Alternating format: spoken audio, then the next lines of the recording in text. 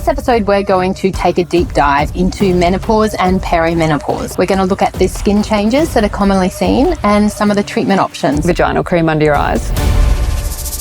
Magnesium will help ease over 90% of menopausal symptoms. During the menopause, magnesium has even more functions than its usual 300 in the body. Magnesium glycinate is great if you're stressed or you can't sleep. Magnesium L-threonate if you've got anxiety or brain fog. And magnesium malate is great if you've got low energy or fatigue. Progesterone will fix 90% of perimenopausal symptoms. So hang on. So if we take magnesium and progesterone, we're 180% better? Yeah, you won't have menopause, right? Like, what the?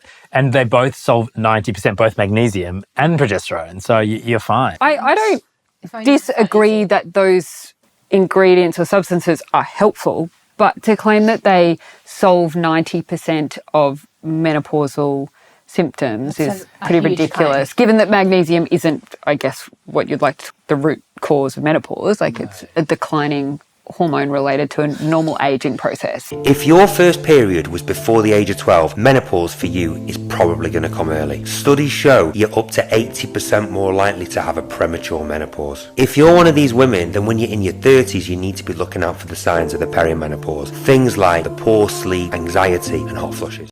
That stuff is not untrue. Like, that stuff is not untrue. And I appreciate that he is raising awareness of perimenopause, which has been previously... And from a guy, that is quite a fairly neglected topic. But I think those are some very overwhelmingly optimistic statistics. I think it's an oversimplification, surely. Yeah. I mean, I think we know so much more now about perimenopause, about menopause, and we're still learning a whole lot more, right? Like, it's, not one supplement's going to fix it, not one type of hormone fixes it either. That's why we've got MHT that we're really getting into now. And I think it just oversimplifies what is actually quite a complex process. And drives home a fear. So I think raising quite common symptoms of anxiety in your 30s and attributing it to menopause without a clear diagnosis, I think that can be a little bit problematic. Absolutely. So, I mean, the great thing about raising awareness is the whole symptomatology of perimenopause and menopause is becoming much more, like, people are becoming much more knowledgeable about it. But what's one thing that's probably lagging a little bit behind is the skin changes that occur during this period, which is what we're going to talk about today. We're going to start off with a voice note from one of our listeners, Jen. Jen here, loving the podcast, by the way. I just turned 46. Literally overnight, my holy grail skincare routine of 15 years started burning my face. So my skin suddenly flaky, intensely itchy, and I've developed eczema on my eyelids that I haven't seen, I think, since I was a child. I would love to know what the hell is going on? Why is it now? There's so much to unpack in that message from Jen, and it's something we probably see really commonly in dermatological practice. Menopause is a tricky space, and thankfully it's getting more and more airtime these days. And so we're becoming more aware as dermatologists just what impacts there are as we start to have that hormonal shift. What sort of things are you seeing in your patients? Coming into the clinic, there's a whole host of things I see in women ranging from the ages of 40 up to about 55, and sometimes that perimenopausal stage can even start earlier in that.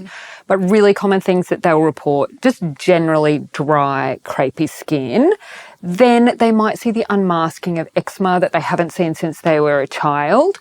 They might notice some hair loss, some loss of fat in their face, a bit of sallowing around their eyes, just a whole host of general, it sounds terrible, but deterioration of the condition of their skin.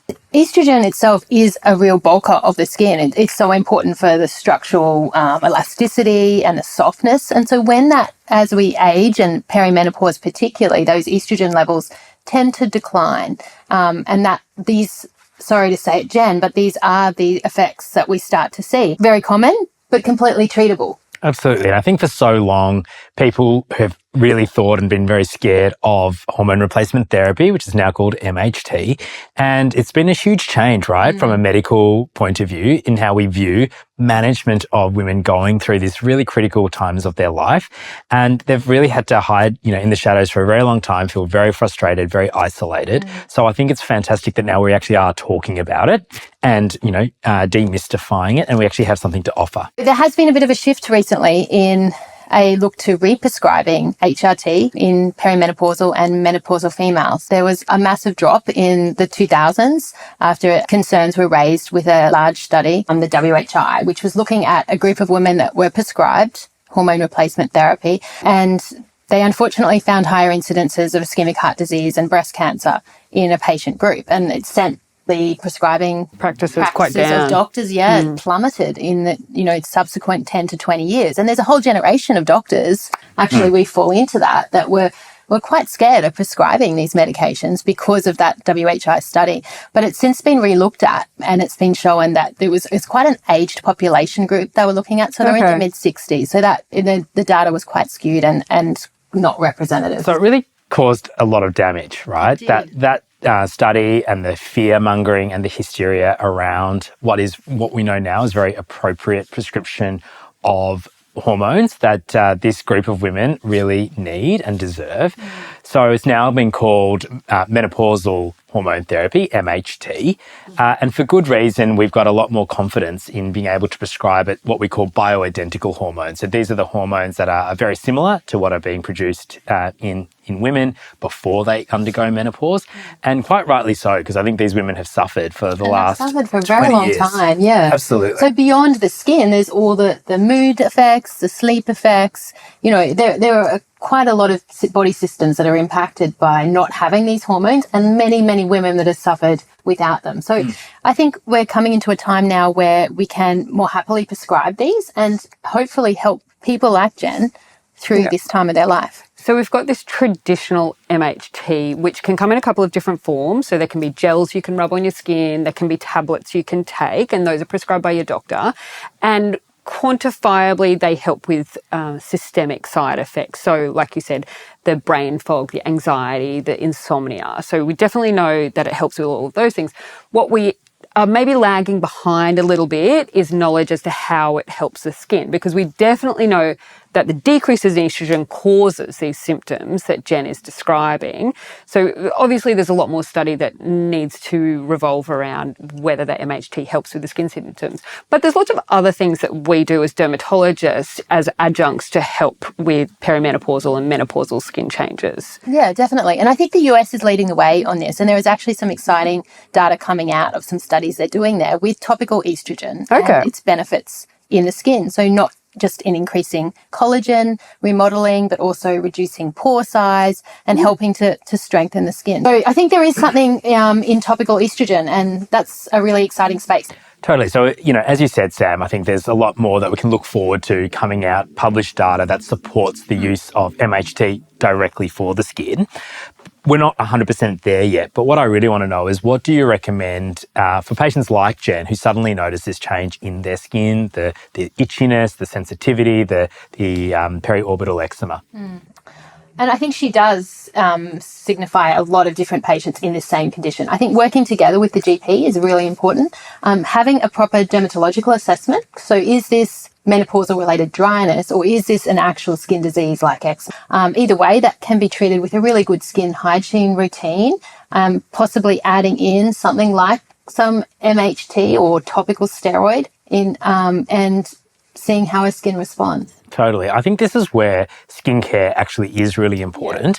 We know that hydration is critical here, right? So we want to recommend these patients the gentle cleansers, which are going to, really rehydrate the skin in the shower or at the basin, and then upgrade their moisturizer too. I think so. So lots of women like Jen will say, and it's very common, I've been using the same products for 15 years and I've never had a problem. Well, there's been a big shift internally, so now we've got to change your products. And if people get really dry skin, they actually can be more prone to developing irritant and allergic contact dermatitis. So even that alone is a big enough reason to change their skincare regime. She might have two problems going on. She very well could. But if we needed to give Jen some really general advice, we're going to change her to a really gentle soap-free cleanser. And that doesn't have to be forever. She can upgrade to some more sophisticated skincare later down the track. But something soap-free and gentle, I think we add in some really nice hyaluronic acid, the vitamin B5, Ceramide which is really moisturiser. soothing, and the ceramide to help with the barrier repair. And we just start there. We honestly do very little else than hydrate, and repair the barrier. Ceramides decrease as everyone gets older. So adding those in will only be helpful. And then we reassess and then decide, do we need to add topical estrogen in? Because maybe she just had a barrier problem. But if it is more related to this perimenopause, the topical estrogen could be really helpful. Exactly. So please let us know, Jen. How you going? We've received another voice note. This is from Justina. Hi, Kate. Hi, Zan and Ryan. I was just wondering, I came across an American influencer that I was following for a while and really liked her content. She claimed that she was getting her doctor to prescribe vaginal estrogen cream and that she rubs it under her eyes to get rid of crepey skin and fine lines. Is this brilliant, or am I going to give myself a medical issue? Thanks, Justine. That's actually a That's great not question. it's not Really a silly good question. question, Justina, not at all. and it might be in the American influencers. There's seen plenty of this people happening. Yeah, in Australia doing this It's as well. becoming a thing. So what do you think? So I guess she's talking about topical Ovestin cream, right? Yes. So, which, yes, traditionally has been used. Estradiol. That's it. Estradiol traditionally has been used, topically around the vagina for vulval dryness. And it does work. Yeah, it absolutely. works in this very delicate mucosal tissue to increase hydration, Yeah. increase sebum production. So if it's working there, sure, it may work on the face. That's it. So logic would suggest that, it can absolutely be used. The problem in can other be the sites. formula, though. Yes. So there's Vagifem and estradiol are usually quite a watery gel, which isn't that luxurious to put on your face. And can be irritating, particularly in a patient that's got a dry skin tendency, which a lot of menopausal skin types do. Yes. So I think this is where we might start looking into compounded estrogen or other forms of estriol, which is a more potent topical working estrogen in the skin that isn't as systemically absorbed as estradiol. Okay. So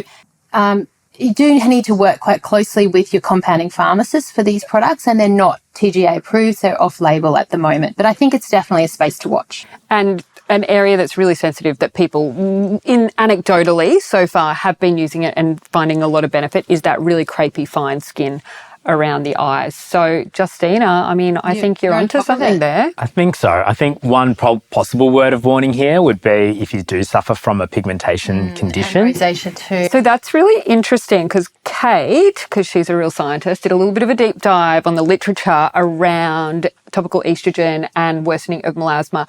And I think you found one article that had limited, if any, evidence for worsening. It was actually that it wasn't as bad as you'd think. But anecdotally, I think particularly dermatologist colleagues have noted to me that patients applying estradiol on their hands as part of their, or forearm, volar forearm particularly, as part of their HRT are getting increase in pigment sometimes, and even seborrheic keratoses or wisdom spots forming. I have noticed that, and I wasn't sure if there was a true correlation. So, people had just kind of said it. Sometimes when you start a medication, you all of a sudden pay more attention to your skin. So were they dark beforehand, or have they become darker? That'll be an interesting space to watch. I think any of this should be done definitely in close conjunction with your dermatologist and with a lot of care, as it is all off-label. Yeah, I think working with your general practitioner, your endocrinologist, whoever's prescribing it to begin with is really important. And we need more research, right? So we need more randomized controlled trials. It's a very exciting space, really. And I think, but the future is clearly there. We just need to know more. Yeah. So if I was prescribing that to someone, I might, once we've settled their barrier, do my estrogen cream 1 night a week, alternate with my retinoid. So we're bulking collagen from 2 different aspects, but not putting them together because chemically I think the retinoid might degrade the estriol unless someone comes up with a really fantastic compound. And we can't really go past in-clinic treatments, I reckon, for this group of individuals in particular, because we know that their skin is more sensitive. They can't necessarily tolerate the skincare that they've been using for the last, 15 or 20 years. And I think we need to pay close attention to the treatments that they can do. What do you recommend in this age group? If their skin barrier is intact, because we're not going to be using energy-based devices on people that don't have an intact skin barrier. Really, we're looking to remove sun damage if we need to. So that might be an energy-based device like an IPL. We're not breaching the barrier of the skin. We're just removing pigment, creating a bit of bulk heat, which stimulates collagen elastin in a gentle way. And then if they're up for it, my absolute favourite is a CO2 laser treatment. It's really about stimulating collagen thickening the skin and improving the long-term barrier. But you need to be robust enough to handle that. So laser genesis, I think, Yes, works really well beautiful. in this group. Picogenesis as well, if you are more pigment prone. And it's that stimulatory types of lasers that can work really well. If you are still quite irritated, then LED. We're now going to reveal the Skin Doctor's ranker for menopausal skin barrier repair. Take it away, Ryan. The number one has to be Cicaplast Balm B5 Plus by La Roche-Posay. It's a great all-rounder. Number two would be Triple Lipid by SkinCeuticals, a really great thick moisturising cream that restores those lipids that we know are lacking in postmenopausal skin. And number three is a serum by Vichy known as Lift Active Collagen Specialist 16. How about you, Kate? I'm going to also go with La Roche-Posay's Cicaplast Balm B5 Plus. It's such a great all-rounder. It's got zinc, glycerin, panthenol, everything you need to restore a skin barrier. My second preferred is Adaderm by Bioderma. This is such a lovely product. It has no fragrance and a really gentle, light feeling. And my number three would be Avene Sickle Fate. Quite heavy on the zinc, but really good when your skin's really irritated and dry. Right, my top three products for perimenopausal and menopausal skin is actually a cleanser. I love the CeraVe Oil to Foam cleanser. It's great for removing makeup in a non-harsh fashion, and the oil really hydrates your skin. I then really enjoy a hyaluronic acid serum. There's a couple of different ones, but the La Roche-Posay Hyal B5 is really nice to use under a hydrating moisturiser. And my number one is the Skin Better Trio Luxe Moisturiser. As always, all the topics discussed today are for educational purposes only and do not constitute personal medical advice. Please see your healthcare professional should you wish to find out more.